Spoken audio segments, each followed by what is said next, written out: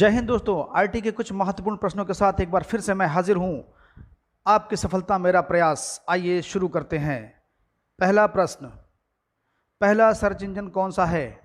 विकल्प कुछ इस प्रकार हैं: Yahoo, Archie, Google, none. 3 second आपको मिलते हैं गैस करने के लिए। आप गैस कर लिए होंगे।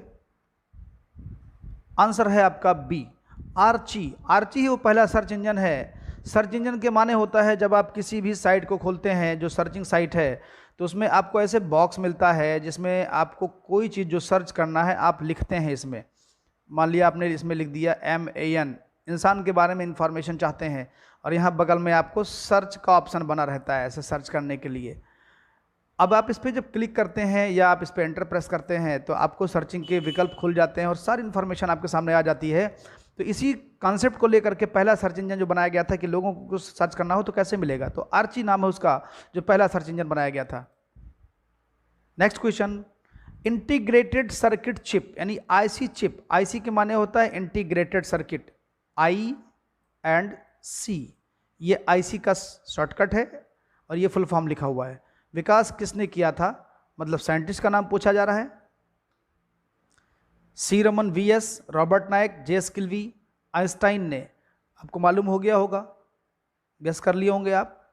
आंसर बताया जा रहा है सी, JS किल्वी। JS किल्वी वो महान शख्स हैं जिन्होंने कंप्यूटर के IC को बनाया था। और कंप्यूटर का जनरेशन जब आप लोग पढ़े होंगे या पढ़ेंगे आगे, तो उसमें आपको कंप्यूटर के जनरेशन बताए गए थे। फर्स्ट जनरेशन यानी प्रथम पीढ़ी, द्वितीय जनरेशन, तृतीय जनरेशन, चतुर्थ जनरेशन और पंचम जनरेशन। 5 जनरेशन होते हैं कंप्यूटर में। तो जो आपका थर्ड जनरेशन था, थर्ड जनरेशन में IC का प्रयोग किया गया था। इसका कारण ये था कि साइज़ बहुत बड़े हो गए थे पहले के कंप्यूटर के, तो उसको छोटा करने के लिए कुछ करना था।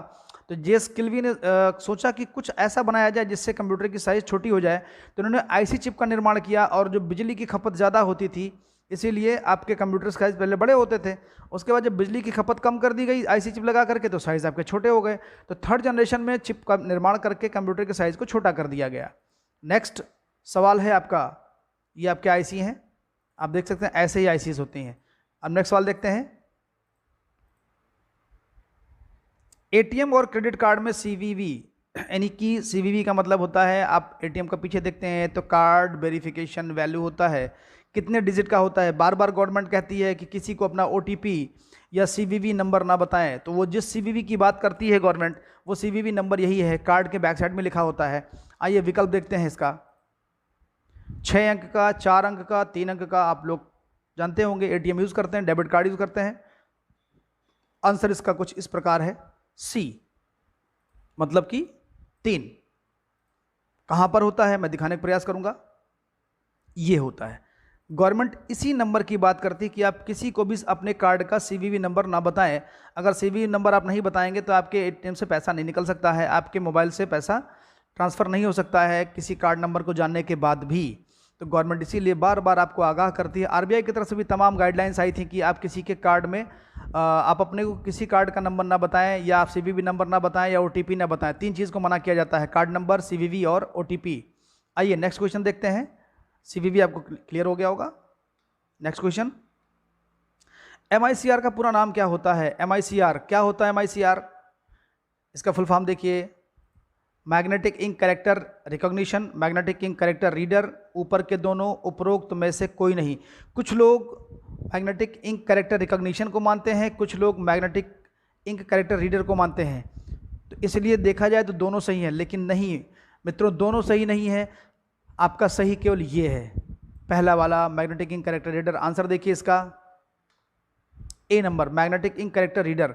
तो दोनों चीज़ें सही नहीं है, सही केवल एक है, लेकिन कुछ लोग इसको भी मान लेते हैं, इसलिए उनका नंबर कट जाता है। तो आपको लगाना है एग्जाम में इस पे tick, magnetic ink character reader, sorry recognition. Recognition में करता क्या है, जो मैग्नेटिक इंक लिखा होता है, मैं आइए आपको फिगर के माध्यम से समझाने का प्रयास करूंगा कि magnetic ink character reader recognition होता क्या है, रीडर नहीं रिकॉग्निशन क्या होता है। ये है आपका जिस पे MICR आपका काम करता है। जब आप चेक बैंक में लेके जाते हैं तो आपके चेक पे ये आगे जो लिखा रहता है, ये आपका चेक नंबर है 6 डिजिट का, और आपका ये जो है MICR कोड होता है जो 9 डिजिट का होता है। आपका सवाल भी इस पे आ सकता है कि चेक में आपका जो चेक नंबर होता है कितने डिजिट का होता है, या MICR जो अंक रीड करता है वो कितने अंक का होता है, तो 9 अंक का होता है। आप इसको देख लीजिएगा, थोड़ा सा कंफर्म कर लीजिएगा, याद कर लीजिएगा। याद करने के लिए MICR कोड 9 डिजिट का होता है। इस पर सवाल आ जाता है कभी कभी, मैंने देखा है एक आध एग्जाम्स में कि जिसमें MICR को पूछ लेता है कि कितने डिजिट का MICR होता है। जब इसको हम लगाते हैं इस मशीन में, इस मशीन को बोलते हैं MICR मशीन, तो हम चेक जब लगाते हैं तो चेक पढ़ने का काम इस मशीन का होता है और ये क्लियर करता है कि जो ये चीज़ लिखी गई है ये मैग्नेटिक इंक से लिखी गई है या नॉर्मल इंक से लिखी गई है। अगर नॉर्मल इंक से लिखी गई है तो ये चेक फॉल्स है, फेक है, हटा दिया जाएगा, क्योंकि ये इंक आमतौर पे मार्केट में उपलब्ध नहीं है। ये इंक का प्रयोग केवल सरकार करती है, सरकार करती है, इसलिए इसमें मशीन में इंटर करके रखा गया है कि इस वाले इंक का वो आइडेंटिफाई करे कि ये मैग्नेटिक इंक है या नॉर्मल इंक है। अगर नॉर्मल इंक है तो चेक आपका फेक है, इसीलिए मशीन आपको रिजेक्ट कर देगा, आपका चेक फॉल्स चेक बता के हटा देगा। नेक्स्ट, किस पीढ़ी के कंप्यूटर आकार में सबसे बड़े होते थे? जाहिर सी बात है शुरू पीढ़ी के रहे होंगे। अब देखिए इसमें से विकल्प हैं, प्रथम पीढ़ी, द्वितीय पीढ़ी, चतुर्थ पीढ़ी, उपरोक्त में से कोई नहीं। आप गेस कर लिए होंगे, बहुत ही आसान क्वेश्चन है, इस पर मैं बहुत ज़्यादा डिस्क्राइब नहीं करूंगा। प्रथम पीढ़ी में कंप्यूटर बहुत बड़े बड़े होते थे, लगभग माना जाए तो एक कमरे के बराबर होते थे, बहुत बड़े बड़े होते थे, पूरा कमरा एक कंप्यूटर के सेटअप में भर जाता था। 10-10 फीट के कंप्यूटर होते थे। तो आप देखेंगे इसमें कि प्रथम पीढ़ी इसका आंसर है। तो जब भी बड़े आकार के कंप्यूटर की बात की जाएगी, सबसे बड़ा आकार किस कंप्यूटर का होता था, किस पीढ़ी के कंप्यूटर का, तो आप लोग प्रथम पीढ़ी बताएंगे। प्रथम पीढ़ी में मैंने चर्चा भी किया था प्रीवियस वीडियो में कि प्रथम पीढ़ी में वैक्यूम ट्यूब प्रयोग होता था कंप्यूटर को चलाने के लिए। नेक्स्ट आपका ये देख रहे हैं आप, ये है आपका प्रथम पीढ़ी। देखिए पूरा कमरा पैक, पूरा कमरा भरा हुआ है, देखिए इतना बड़ा बड़ा। तो इस तरीके से काफ़ी बड़े साइज में होते थे। धीरे धीरे इनका समय घटता चला गया और चीज़ें चेंज होती चली गई। द्वितीय पीढ़ी में, तृतीय पीढ़ी में बदलती चली गई, चतुर्थ पीढ़ी में, अभी तो रोबोट का ज़माना चल रहा है। तो नेक्स्ट क्वेश्चन देखते हैं, सबसे छोटा कंप्यूटर है। विकल्प आपके कुछ इस प्रकार हैं, mini computer, micro computer, super computer, main frame computer. तो आप देख रहे हैं mini computer, micro, super, main frame, 4 प्रकार के कंप्यूटर होते हैं, 4 कैटेगरी में बांटे जाते हैं ये। तो इसमें विकल्प आपका गेस हो गया होगा कौन सा है। इसमें विकल्प आपका बी है, माइक्रो कंप्यूटर, सबसे छोटा कंप्यूटर। माइक्रो माने छोटा होता भी है, लेकिन आप मैं थोड़ा समझा दूं, माइक्रो कंप्यूटर का प्रयोग हम घरों में करते हैं, स्कूलों में करते हैं, कोचिंगों में करते हैं, या आप दुकानों पे प्रयोग करते हैं। मिनी कंप्यूटर बड़ा होता था माइक्रो से, इससे ज़्यादा पावरफुल होता था मिनी कंप्यूटर। मिनी कंप्यूटर का प्रयोग फैक्ट्री लेवल पे किया जाता था, प्लांट्स में, प्लांट्स मतलब फैक्ट्री लेवल पे प्रयोग किया जाता था। और सुपर कंप्यूटर सबसे तेज़ कंप्यूटर दुनिया का होता है, जो वैज्ञानिक कार्यों में प्रयोग होता है, बड़े बड़े रिसर्च सेंटर में प्रयोग होता है, मौसम विभाग में प्रयोग होता है। मेन फ्रेम कंप्यूटर जो होता था ये माइक्रो और मिनी इन दोनों से बड़ा होता था, ताकतवर होता था, और इसका प्रयोग उस जगह पे करते थे जहाँ पर बहुत सारे डेटा को इकट्ठा करके वहाँ से डेटा को हैंडल करना होता है। तो मेन फ्रेम कंप्यूटर जो होता है हमारा माइक्रो मिनी से बड़ा होता है। तो अगर बात करेंगे आप सीक्वेंस की, तो माइक्रो सबसे छोटा, उससे बड़ा मिनी, उससे बड़ा मेन फ्रेम और उससे बड़ा सुपर कंप्यूटर होता है। तो जब भी ऐसी बात की जाएगी कि सबसे तेज, सबसे पावरफुल कौन सा कंप्यूटर होता है, सुपर की बात करेंगे आप। आइए देखते हैं आगे अगला सवाल। ये माइक्रो कंप्यूटर के एग्जांपल्स हैं, ये लैपटॉप, डेस्कटॉप, हाथ में लेके चलाने वाला पाम टैप, छोटे छोटे जो कंप्यूटर होते हैं ये आपके माइक्रो कंप्यूटर होते हैं। नेक्स्ट सवाल, लैन का पूरा नाम क्या है? लैन बहुत इजी क्वेश्चन है। Local area network, logical area network, local area net, उपयुक्त में से कोई नहीं। इजी क्वेश्चन है, गेस कर लिए होंगे, आंसर बता देता हूं मैं। लैन होता क्या है? लैन नेटवर्क स्टैब्लिश करने का एक तरीका है। जब हम कंप्यूटरों को आपस में जोड़ते हैं तो उसको हम लोग बोलते हैं नेटवर्क करना, नेटवर्किंग करना। तो नेटवर्किंग मुख्य रूप से 3 विधा में होती है, 3 तरीके से होती है, लैन, मैन, वैन। तो लैन जो होता है वो एक छोटे एरिया के लिए होता है, एक बिल्डिंग के लिए होता है, या एक कैंपस के लिए होता है। मैन जो होता है पूरे पूरे एरिया में, जब आपको नेटवर्क बिछाना होता है पूरे पूरे सिटी के अंदर, तो आपको मैन का प्रयोग होता है, उसका नाम होता है मेट्रोपॉलिटन एरिया नेटवर्क।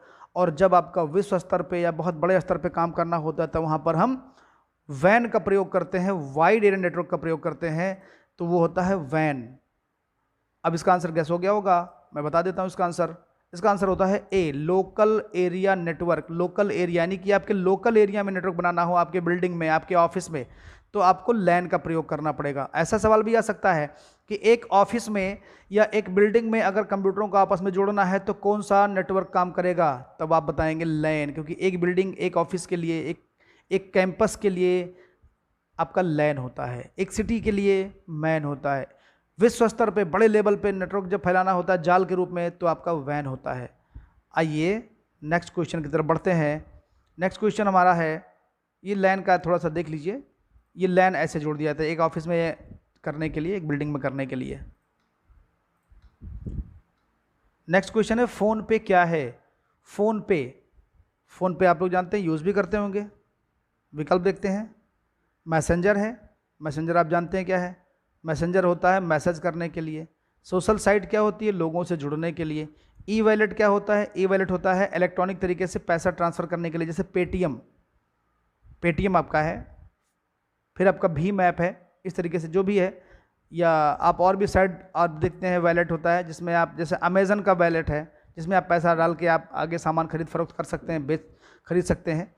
तो आप इसको समझ गए होंगे कि फ़ोन पे क्या है। फ़ोन पे हमारा विकल्प आपको दिया गया है, आंसर आप देख लीजिए। आंसर आपका है सी, ई वॉलेट। यानी फ़ोन पे भी एक प्रकार का बटुआ है। वॉलेट के माने होता है बटुआ, पर्स, आपका इलेक्ट्रॉनिक पर्स है जिसमें आप पैसा रख सकते हैं, इसलिए आपका आंसर है C. Next question, full form of wifi. विकल्प इस प्रकार है, wireless fidelity, wireless facility, wireless file and wired fidelity. तो इसमें जो आपका आंसर है वो आंसर आपका गेस हो गया होगा, ए है wireless fidelity. Wireless Fidelity. Next question देखते हैं।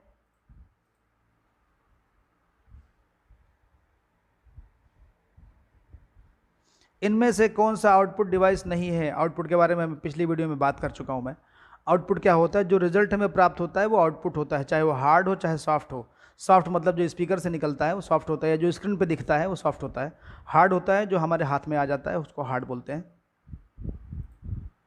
Plotter, monitor, light pen, printer. तो इसमें से आउटपुट डिवाइस नहीं है पूछ रहा है, तो प्लॉटर भी आपका आउटपुट डिवाइस है। इससे हम बड़े बड़े बिल्डिंग, शॉपिंग कॉम्प्लेक्स का मैप बनाते हैं। मॉनिटर आपका जो स्क्रीन होता है वो मॉनिटर होता है, उस पर भी आपको रिजल्ट ही मिलता है। लाइट पेन मैं कुछ देर पहले बात कर चुका था अभी पिछले वीडियो में कि लाइट पेन क्या होता है। प्रिंटर भी आपका रिजल्ट ही देता है, तो इसलिए विकल्प आपको गेस हो गया होगा कौन सा इसमें सही है। सही है सी, लाइट पेन। लाइट पेन क्या होता है? स्क्रीन पर लिखने का काम आता है, जैसा आप देख रहे हैं ये। आप इसके माध्यम से स्क्रीन पर डायरेक्ट लिख सकते हैं। तो इस तरीके से आप कंप्यूटर के अंदर इनपुट दे रहे हैं, कंप्यूटर के अंदर आप कोई डाटा भेज रहे हैं, तो उसको इनपुट करना बोला जाएगा। तो लाइट पेन आउटपुट कैसे हो सकता है? इससे डाटा हम भेजने का काम करते हैं, इन करने का काम करते हैं, तो वो इनपुट होगा। इनपुट डिवाइस के अंतर्गत आएगा। डिवाइस माने होता है मशीन, यंत्र। तो ये जिस चीज़ से हम डाटा इन करते हैं तो वो इनपुट डिवाइस हो जाएगा, और जिस चीज़ से डाटा हम आउट करते हैं वो आउटपुट डिवाइस हो जाएगा। अब आपको ये सोचना है, कोई और भी विकल्प अगर एग्जाम में आता है तो आप देखिएगा कि इस मशीन से डाटा आउट होगा कि डाटा इन होगा। अगर डाटा आउट हो रहा है, बाहर कुछ मिल रहा है, दिख रहा है आपको, तो वो आउटपुट डिवाइस हो जाएगा। और नहीं दिख रहा है, केवल डाटा हम भेजने का काम करते हैं, तो वो इनपुट डिवाइस हो जाएगा। सिंपल सा कॉन्सेप्ट है। नेक्स्ट क्वेश्चन, फायरफॉक्स क्या है? विकल्प कुछ इस प्रकार हैं। फायरफॉक्स आपका ऑपरेटिंग सिस्टम है, वेब ब्राउज़र है, सोशल नेटवर्किंग साइट है, सर्च इंजन है। तो चारों के बारे में अगर मैं बात कर लूँ, पहले आंसर आप जान लीजिए। आपका टाइमिंग हो भी चुका है, 3 सेकंड में आप लोग सोच लेते हैं, काफ़ी ब्रिलियंट है। बी है वेब ब्राउज़र। फायरफॉक्स क्या है? वेब ब्राउज़र है।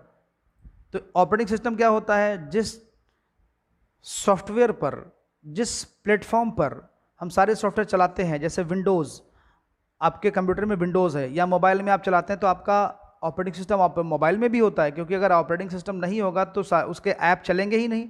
तो आपका ऑपरेटिंग सिस्टम मोबाइल में होता है एंड्रॉयड। जब आप एप्पल का खरीदते हैं तो वहाँ पे iOS होता है, मैक सिस्टम होता है वहाँ पे। वेब ब्राउज़र क्या होता है? जिसके माध्यम से हम चीज़ों को सर्च करते हैं नेट पर, जैसे गूगल क्रोम या गूगल सर्च। गूगल क्रोम एक वेब ब्राउज़र है जिसके माध्यम से चीज़ों को सर्च करते हैं। सोशल नेटवर्किंग साइट जैसे कि आपका फेसबुक है। सर्च इंजन, जहाँ से आप कोई चीज़ सर्च करते हैं, जैसे बिंग सर्च इंजन आपका है। गूगल का सर्च इंजन है। तो इस तरीके से आपका आंसर हो गया बी, वेब ब्राउज़र। फायरफॉक्स क्या है? फायरफॉक्स आपका वेब ब्राउज़र है। हम फायरफॉक्स के माध्यम से ओपन करके सर्च करते हैं कोई भी चीज़ कंप्यूटर पर या मोबाइल पर। कंप्यूटर वर्गीकरण कौन सा नहीं है, यानी क्लासिफिकेशन ऑफ द कंप्यूटर में से कौन सा नहीं है? Mini, micro, max frame, main frame. तो इसमें से आपका माइक्रो मैंने भी बताया था कुछ देर पहले, मिनी भी बताया था, मेन फ्रेम भी बताया था और सुपर बताया था। तो इसमें ले दे के बच रहा है मैक्स फ्रेम। अब आंसर गेस कर लिए होंगे, आंसर इसका है C, max frame. Max frame computer में ऐसा कुछ कोई चीज़ नहीं होता है जो मैक्स फ्रेम नाम से हो, तो इसलिए कंप्यूटर का जो क्लासिफिकेशन है इसमें से कौन सा नहीं है? मैक्स फ्रेम नहीं है। ये है, ये है, ये है। Micro, mini, super, main frame, ये चार होते हैं, मैक्स फ्रेम नहीं होता है। नेक्स्ट क्वेश्चन, पर्सनल कंप्यूटर कौन सा है? इसमें से पर्सनल कंप्यूटर कौन सा है? विकल्प देखते हैं, micro computer, mini computer, super computer.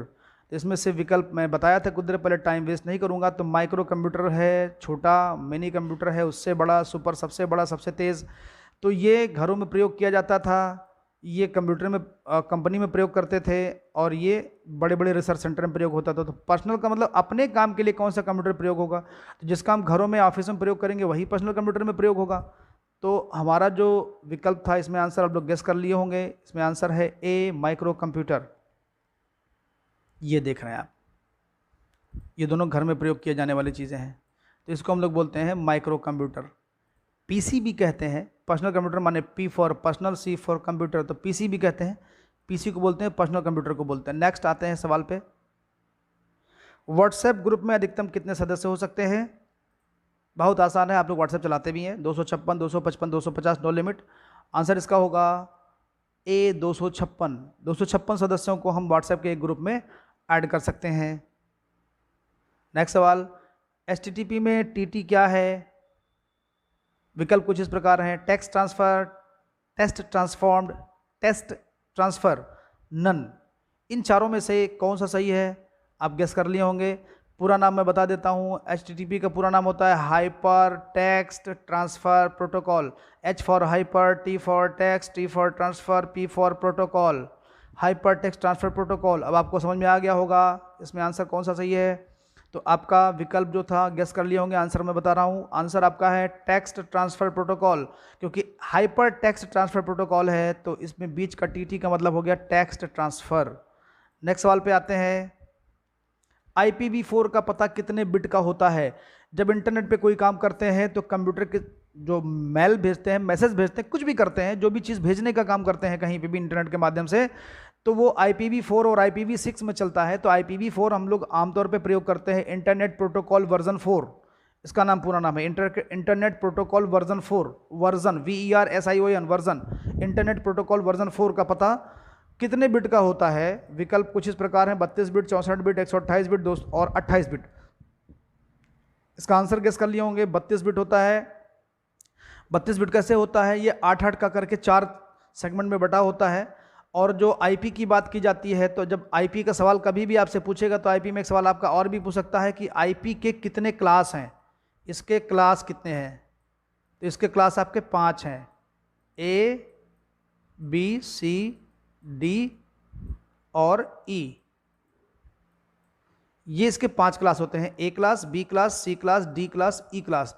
तो आईपी के बारे में सवाल ये भी पूछ लेता है कि आईपी के कितने क्लास हैं। ध्यान रखिएगा दोस्तों, आईपी के क्लास आपके 5 होते हैं, A, B, C, D, E, IPv4 के। अब इसको हम देखते हैं कि 32 कैसे होता है। ये देखिए IPv4 एड्रेस, जब कंप्यूटर कोई चीज़ कहीं भेजता है तो वो 2 चीज़ों पे काम करता है, TCP और IP पे। TCP क्या करता है? TCP और IP ये सबसे बेसिक प्रोटोकॉल होता है। प्रोटोकॉल के माने होता है ऐसा नियम कानून जिसके माध्यम से कोई काम किया जाए। तो TCP IP इंटरनेट का ऐसा नियम कानून है जिसके माध्यम से चीज़ें कहीं भेजी जाती हैं। तो TCP क्या करता है, जब हम कोई फाइल भेजते हैं और फाइल बड़ी होती है तो फाइल को पहले पैकेट के रूप में तोड़ने का काम TCP करता है, transmission control protocol. Transmission control protocol TCP, transmission control protocol. याद रखिएगा दोस्तों, कभी कभी फुल फॉर्म भी आ जाता है इसका। IP का मतलब होता है इंटरनेट प्रोटोकॉल।